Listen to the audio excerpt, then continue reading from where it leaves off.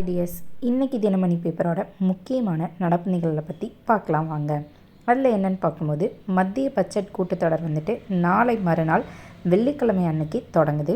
அதில் நம்மளோட குடியரசுத் தலைவர் திரௌபதி முர்மு உரையாற்ற இருக்காங்க.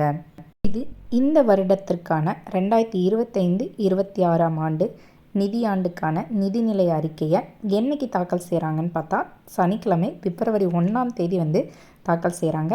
இதில் மத்திய நிதி அமைச்சர் நிர்மலா சீதாராமன் தொடர்ந்து 8வது முறையாக பட்ஜெட்டை வந்து தாக்கல் செய்கிறாங்க. இதை தொடர்ந்து குடியரசுத் தலைவரோட உரைக்கு நன்றி தெரிவிக்கும் தீர்மானம் அந்த விவாதம் வந்துட்டு பிப்ரவரி 3 மற்றும் 4 ஆகிய 2 தினங்களில் நடைபெறுது. அது மட்டும் இல்லாமல் மாநிலங்களவையில் இந்த விவாதம் 3 நாட்கள் நடைபெற உள்ளதாகவும் சொல்லியிருக்காங்க.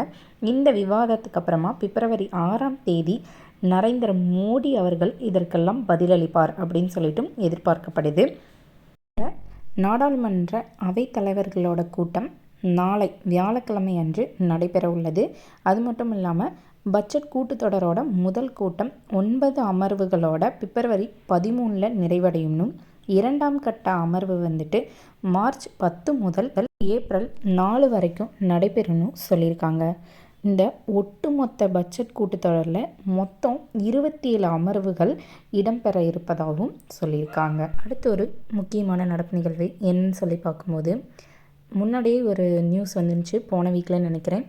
இந்த மாதிரி GLSV-F-15 அப்படிங்கிற ராக்கெட் இன்று புதன்கிழமை அன்று ஸ்ரீஹரிகோட்டாவில் இருந்துட்டு விண்ணில் பாய்கிறது அப்படின்னு சொல்லிட்டு, அதே மாதிரி இன்னைக்கு இஸ்ரோவோட 100வது ராக்கெட்டான GLSV-F-15 அப்படிங்கிற ராக்கெட் வந்துட்டு ஸ்ரீஹரிகோட்டாவில் இருந்துட்டு இன்றைக்கி காலையில் கரெக்டாக 6:30 மணிக்கு ஏவப்பட்டிருக்கு.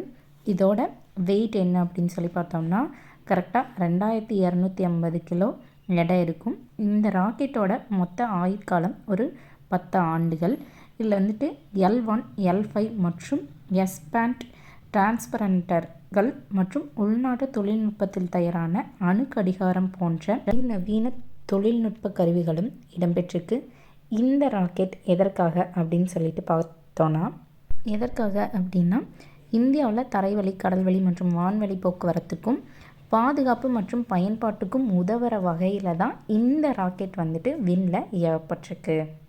நடப்பு நிகழ்வு என்னன்னு சொல்லி பார்க்கும்போது 2024க்கான ICC விருதுகள், அந்த விருதை யார் வென்றிருக்கா அப்படின்னு சொல்லி பார்த்தா வேகப்பந்து வீச்சாளர், இந்தியாவோட வேகப்பந்து வீச்சாளர் ஐஸ்பிரித் பூம்ரா வென்றிருக்காங்க. அதே மாதிரி சிறந்த விருது, அந்த விருதை யார் வென்றிருக்கான்னு பார்க்கும்போது நியூசிலாந்தோட ஆல்ரவுண்டரான அமேலியா கெர்க் அவருக்கு வந்து கிடைச்சிருக்கு. சிறந்த வீரருக்கான சர் கார்ஃபில் சோபர்ஸ் கோப்பையை வெல்லும் 5வது இந்தியர் தான் இந்த பூம்ரா. அவருக்கு முன்னாடி 4 பேர் இந்த விருதை வாங்கியிருக்காங்க.